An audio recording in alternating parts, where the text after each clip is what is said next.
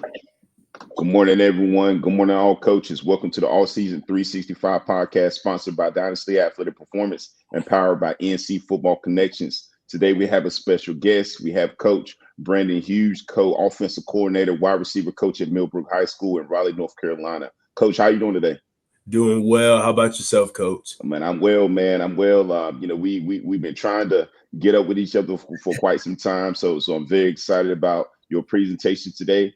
Coach Hughes, he will be touching bases with us today about wide receiver culture. So, Coach, whenever you're ready to roll, just let me know. All right. Well, we can jump into it, Coach. Ooh. All right. So, for first things first, just want to say good morning. All right. And thank you all for tuning in. All right. So creating my wide receiver culture. Biggest thing is whenever I start day one, I set my non-negotiables. What are your non-negotiables? That's one thing that I do ask other receiver coaches. For me, it's be fast, be physical, and be coachable. Um, when I say be fast, playing at your top speed and effort, um, and knowing the game plan and your assignment 1000%. Because when you second guess yourself, you play slower. And that's one thing all of us as athletes, former athletes, and coaches know. So be fast doesn't mean in order to come and play wide receiver, I need you to run a 4-4. Just means knowing your assignment, right? Knowing what I expect you to do within that assignment and trusting your ability to do that. That way you're playing at 1000%. Be physical. Physicality is a mindset, especially with wide receivers.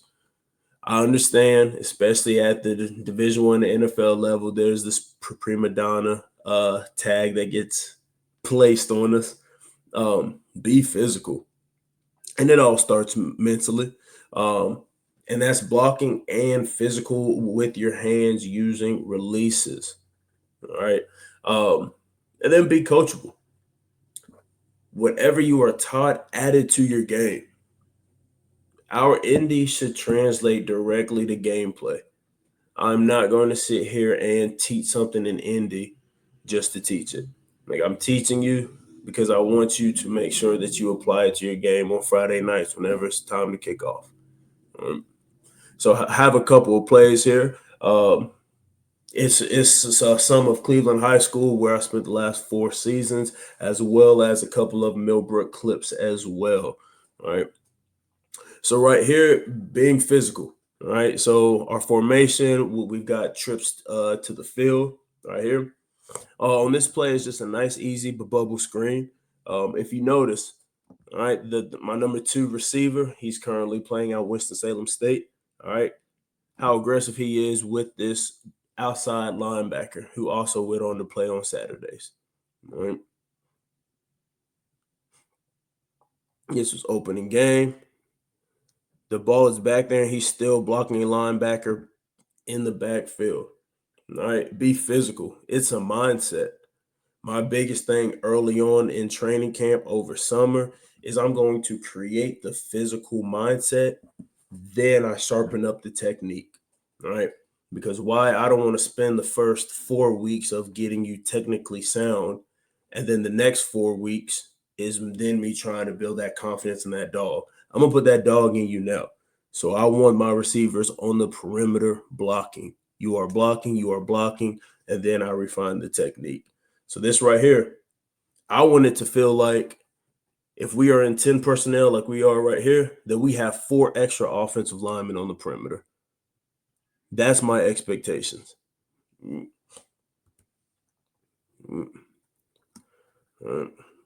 So right here, all right, we've got 12 personnel. Single receiver down here, my X receiver down to the field. It's a run play. A lot of receivers will just run them off, jog off the line. No, this right here, this is the expectation. Right here is that you fire off the ball and you make him know that he has to play you. This is the play 4 of the game. So this right here is a tone setter. Biggest thing is about me is this is an expectation. So if you notice the receiver after he makes the play, he's not saying anything to the other team, to the opponent. He's looking at the sideline, flexing, and showing that he's strong because he's expected to make those plays. So there's no need to taunt, celebrate, tear down your opponent. It's football. So last time, physical, and that's just a mindset.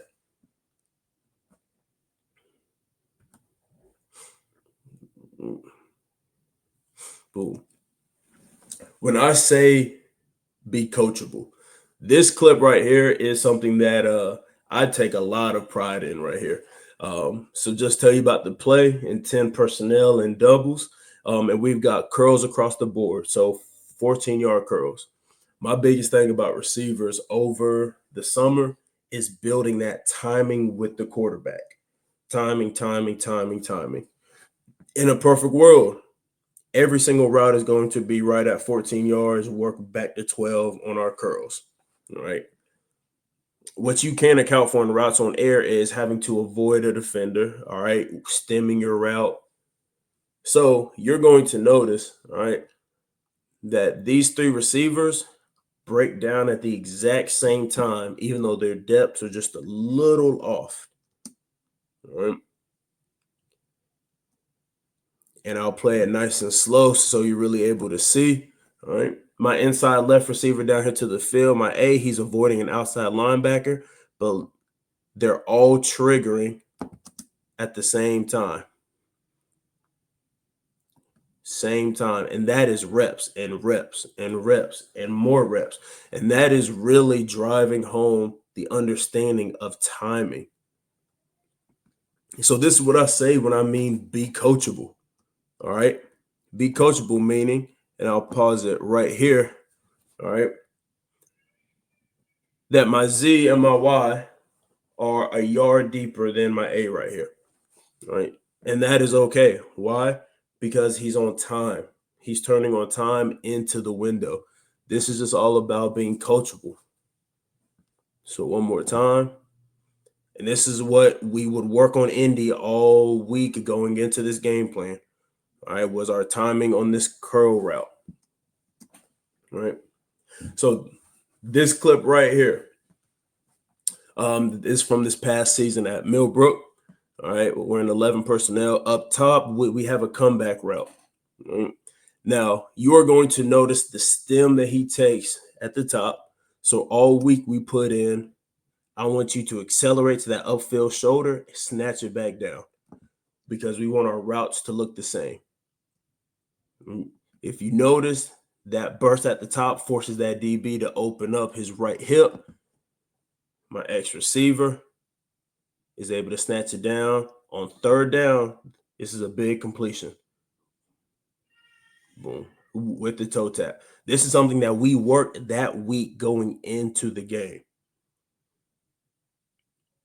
All right. Sell the fade. Really fire off the ball, burst, throttle down, secure the catch. And that's being coachable.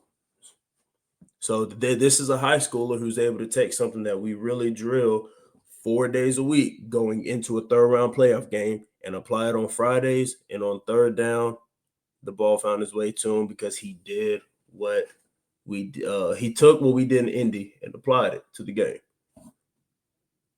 So this is all about really being coachable, right? And last time,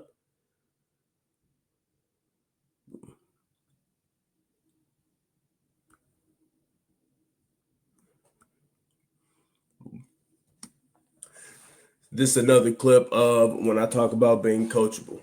All right, everything that we use during Indy, I want to see it applied on game day. Right? So inside right receiver up top, he's going to run a slot fade. You're going to notice that he gets on the safety's toes before he makes that break. Just a nice little subtle jab. Accelerate outside. It's coachable all week. Really preached, especially in off-man coverage. You want to take him where we want him to go.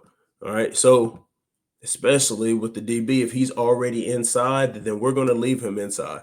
So it's going to give him a quick inside fake to threaten what he's trying to protect. Right? The DB's trying to protect his inside. So we're going to keep him inside by giving him a quick jab and then just accelerate. Obviously, fantastic ball by the quarterback, catch, and the chains are moving. It's just all about being coachable.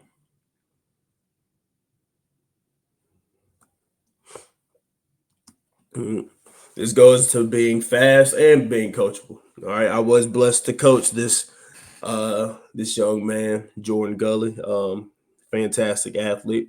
Right here, we work our jump step, skip release, whatever you prefer to call it.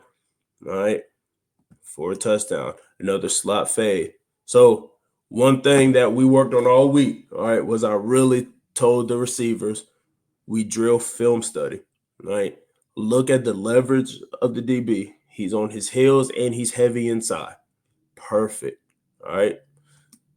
So to do a scooch, boom. Just take off. You got him beat off the line. Be coachable. So we take this and we worked it all week in Indy for 3 days, Monday through Thursday. All right. It's one thing I really drill to my receivers, and I really just get them to understand this. Coach Hughes is not going to teach you anything that's not going to work. All right, because I'm not going to make you look bad on Fridays. A wise man once told me, we aren't who we think we are. You are who the film says you are. All right, so you have 4 days to practice to put this on film. So he's coachable.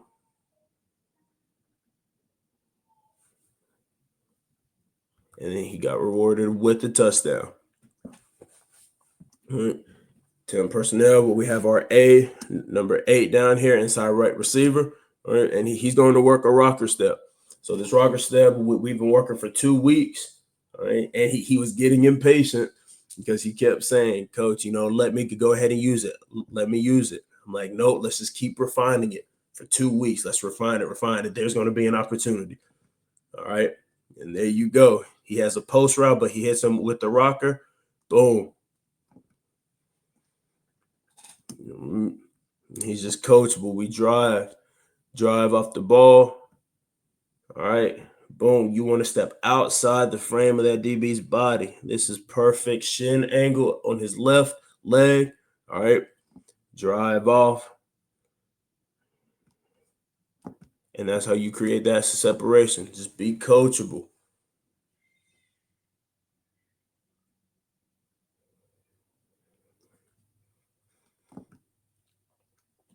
Also on this play, right, when it comes to being coachable, it's just really teaching all these receivers that on every pass play, you have a responsibility.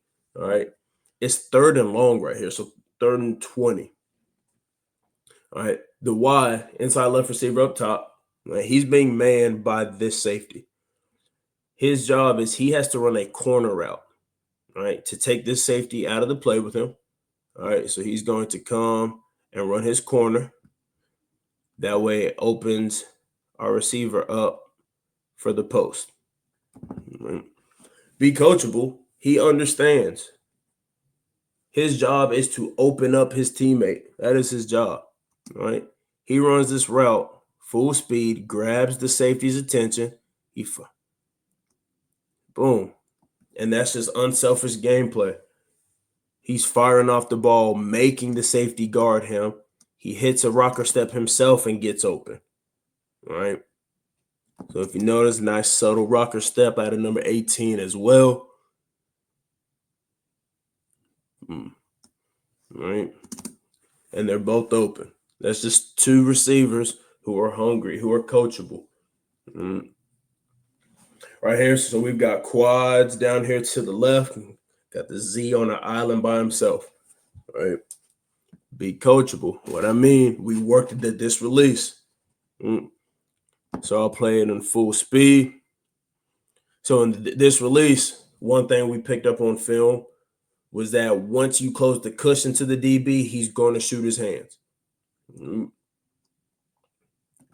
So one thing we worked was keeping your lead foot the lead foot until you're ready to break.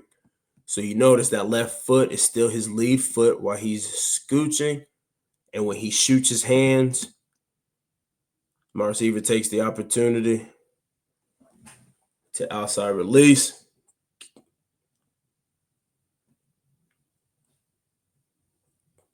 Gets into the end zone in a playoff game.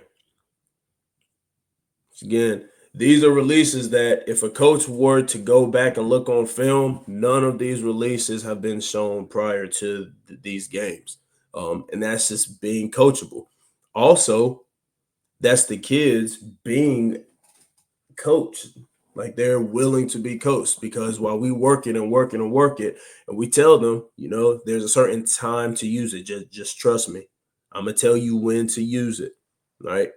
That's the kids buying in and just listening and trusting that, all right, when Coach Hughes tells me this is the time to use it, it's going to work.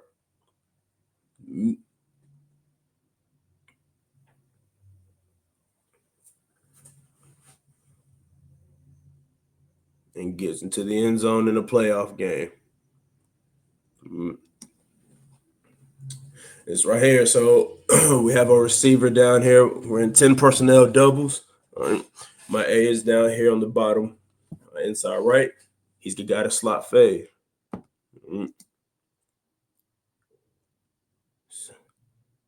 Gets on his toes, makes a jab step, and that's just a great play. That's what I call a physical play right there. All right. Physical in the sense of this is a 5'8" receiver going up in a playoff game. All right. Great coverage out of the DB at the end. He's getting hands on, but he came down with it. He just wanted the ball. It's a physical catch. But it's also coachable. Once again, this release. So we built off our releases. So in the previous clip, all right, his lead foot stayed the lead foot. So right now his right foot was up. So if we were using that same release, his right foot would stay his lead foot until he made an inside break. So right here, because we moved him to inside receiver, and in this offense, we ask our inside receivers to put their right leg up if you're on the right, left leg up if you're on the left. So we combine a skip, and then his left became his lead. These are releases that admittedly we start to work on Monday. Right? And that's part of my game planning whenever I watch a DB and really study a DB. All right, I figure out what releases do I need to implement this week. If there's any new releases, what releases do we need to sharpen up in order to put these receivers in the best positions? So this is also a release we started working on Monday, 4 days. He trusted it. He was coachable. Boom. Be fast, be physical, be coachable.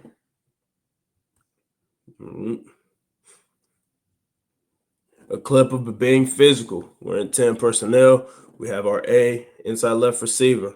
We are going to run a smoke screen up top to the X. Locks onto his defender, drives him out of bounds. He gets up. He doesn't say a word. Why? Because he's expected to do that. That's the expectation. That is the culture I've created. So he takes his DB, puts him on the sidelines. And this is against our in-county rival. Look, he gets up. He doesn't even look back at the young man. He gets up and plays football. As receiver coaches, we've got to set our standard. And our standard does not ever waver. You ever come and play receiver for Coach Hughes, my standard will never waver. You reach my standard or you don't play. And that's being great football players, but we're also going to have discipline. We're fast, we're physical, we're coachable. So that block is expected. Gets up, jogs as if nothing ever happened, and then he's ready for the next play. So one more time. And that's being physical and being coachable.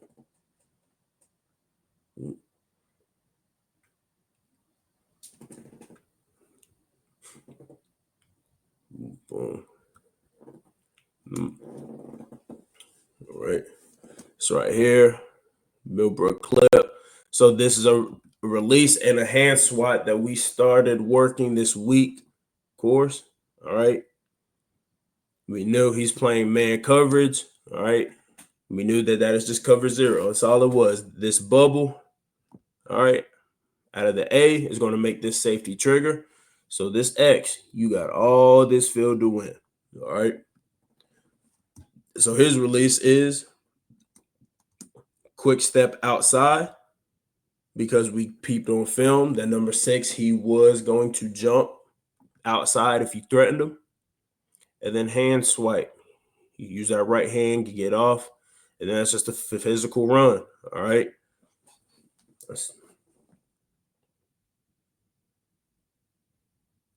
Boom. It's just the young man doing what he's coached to do. And once again, on third down, this is the same receiver who we came to on third down against Hoggard in that clip. Boom.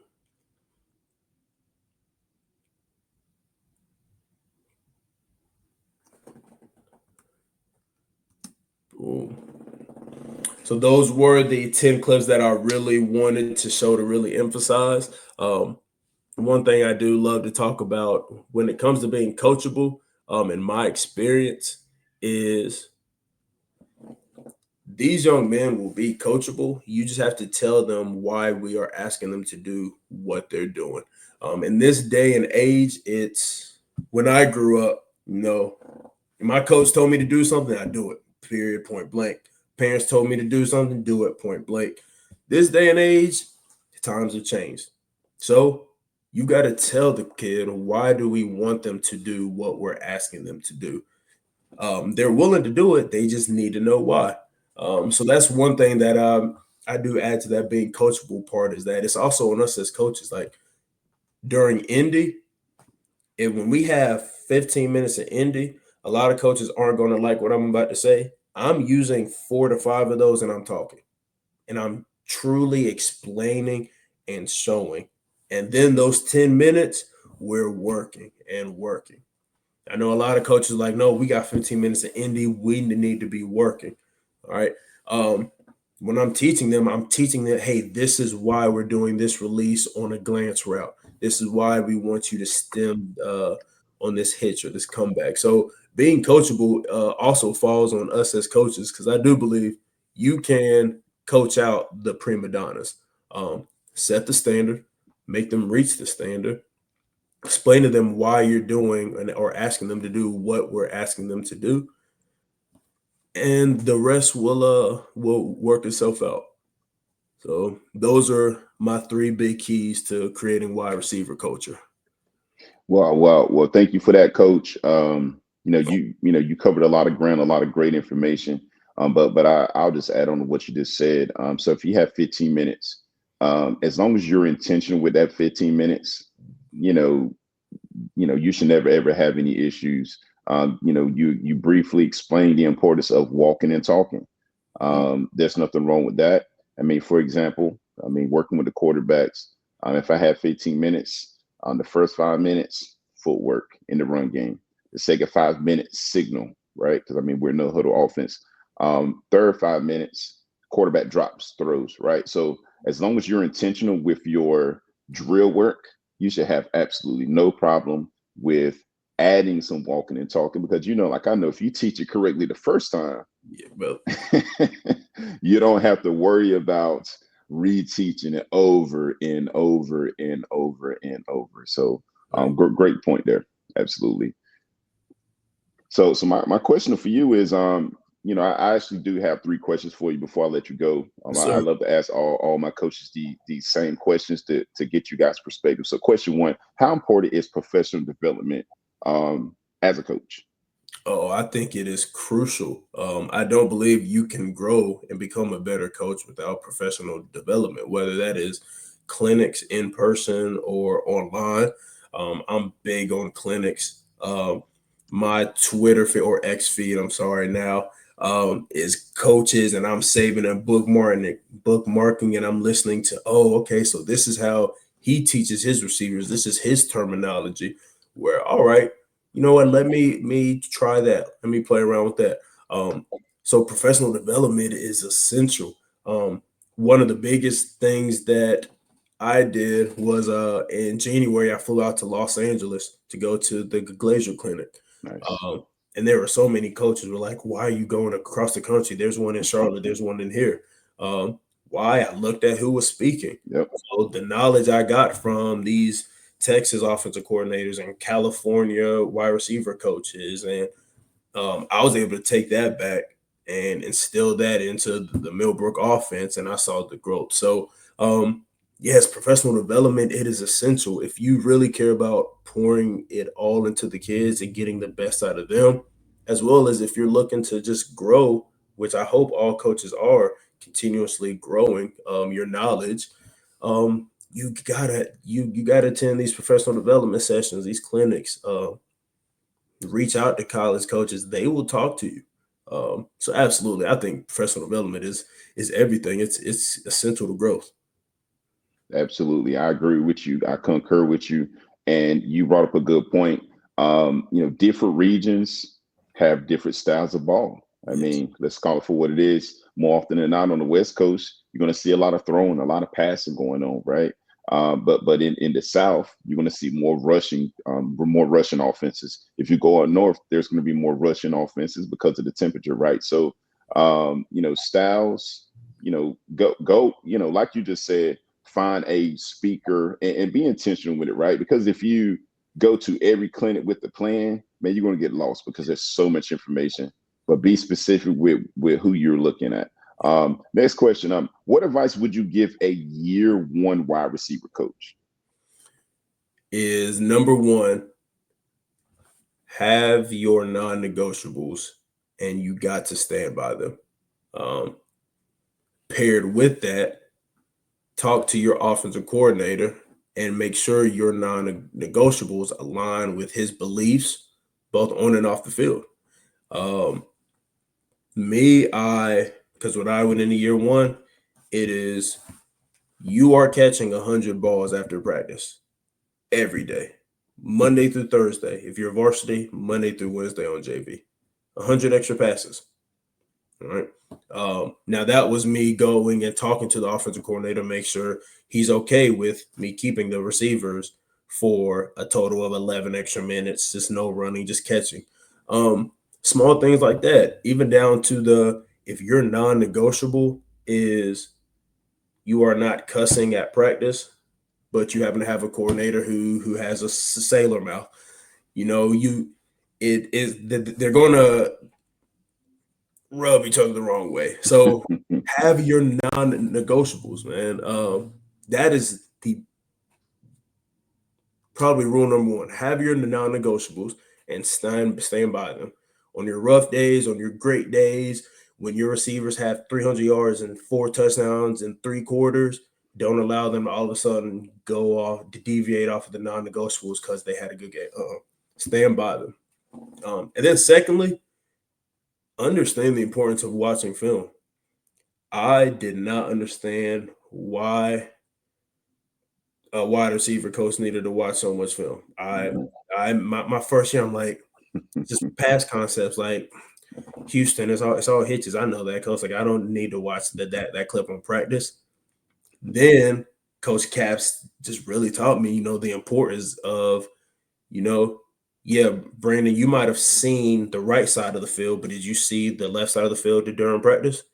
So, the X never got corrected on his hitch.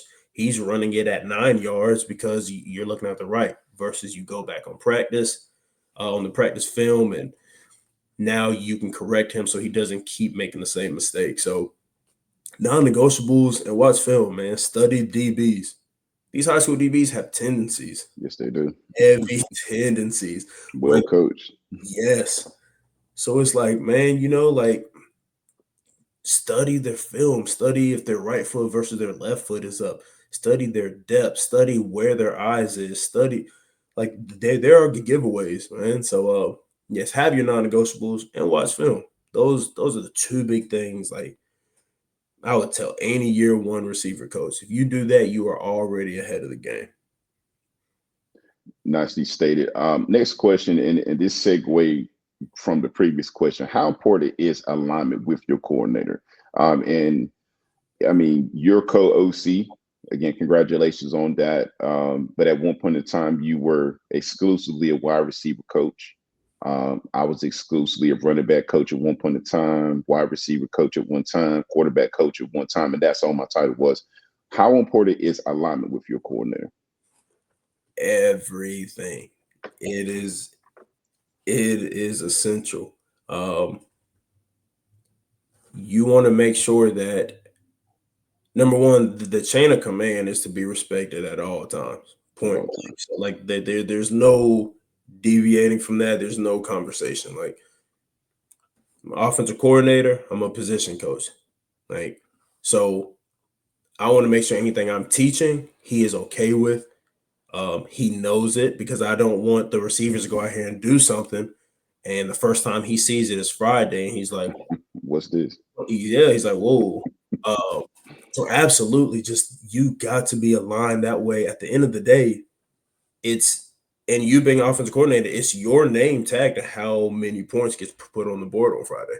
Um, Absolutely. People aren't going to come to Coach Hughes about putting up 20 points in a game. They're going to go straight to the offensive coordinator. So it's my job to understand that my job is to make him look the best that he can. And within that means he gave me the opportunity to coach 4 of the 5 skill players that's on the field. So we got to make sure we are aligned with what he wants, what he expects. Right? And just a quick example at Cleveland High School my 3rd year there, all 4 of the starting receivers played a game in all 4 spots, multiple games. So the Z played the Y went to X went to A went to Z. Throughout the entire season, all 4 starters played every position. That was something that Cleveland has never done. Talk to Coach Caps and Coach, like, how do you feel about this? And we just practiced it. We showed him, and like things like that. So then he had full faith that when I moved the Z to the A, Mm-hmm. he trusted it. It aligned with his vision. It aligned with the outcome of on that play that he desired. So absolutely, us as position coaches, man, we need to have just that great relationship with our OC professionally. Make sure our visions align, they expect us to do. Because, like I said, y'all's names is the one who gets attached to it. So yes, assistant coaches, we've got to do our parts, man. We've got to communicate with our coordinators, because ultimately we all want the best, like the best outcome. So we got to be aligned. Absolutely, and that and the same can be said for the head coach of the coordinators, right? I mean, at the end of the day, the head coach's name is on the win and losses, hate it or love it. So as coordinators, the ultimate goal is to be on the same page with the head coach, and do whatever you can to help your head coach be successful. A little idiom that I like to say all the time is hire, be the coach that you want to someday hire, right? Which means that if you are working your tail off for your head coach, well, guess what? When it's your time to hire a coach, that same mantra should be applied to them as well. So and my last question, but before I let you go, what advice would you give a year one football coach? Not specifically a position coach, Yes, sir. but in general, what advice would you give a year one football coach? A coach that's never done it before. We all been there. You're starting to stack up some years on you, Yes, sir. right? But if you can see your younger self or a young coach, what piece of advice would you give them for year one? Uh, have a great relationship with the chain of command coaches, coordinators, to really know what their vision is for the team. Just because you coach offense, you need to know what the vision for the defense is, like what's the whole team vision, because that is important. At the end of the day, while offense and defense might look like it's 2 separate entities, we're all a team. Everybody gets that win and that loss. So talk to the chain of command so you know their vision. Secondly, as a year one coach, have your support system off the field together. Um, Having just like a great support system, a great outlet, whatever that is. So whether that's the gym is your outlet, don't lose that just because it's football season. If it's reading or your faith, don't lose that during football season. Stay true to yourself, find your outlet, lean on your support, because your support is going to be there regardless of the scoreboard. Support is going to be there whether you got to stay up watching film or not. So don't lose yourself. Don't lose your support. And then last but not least, as a year one coach, be the year one coach that you want to hire. That is one thing that I didn't realize until year two. And I would say, like, I would tell any year one coach, be the young coach that you want to hire. So you should want to hire a sponge. It doesn't matter what level you played at. You could have played at Alabama. Your first year coaching high school, it's not Alabama football. It's high school football at the end of the day. So there's ways you've got to navigate. There's ways you've got to talk to these kids. So you want to be a sponge. Lean on your coordinators. Lean on more experienced position coaches. So yes, year one coaches, like, just ask questions, man. Make sure your vision aligns with all the coaches on staff. Lean on your support. Stay true to yourself. And yeah, be the young coach that you want to hire in 10, 15 years whenever you get that head coaching spot, if that's what you desire. Absolutely. Well, thank you for listening to the All Season 365 podcast. If you like this video, subscribe to our YouTube channel, follow us on Twitter, and tell others about it. I'm Coach Simmons with Coach Hughes. We're signing off.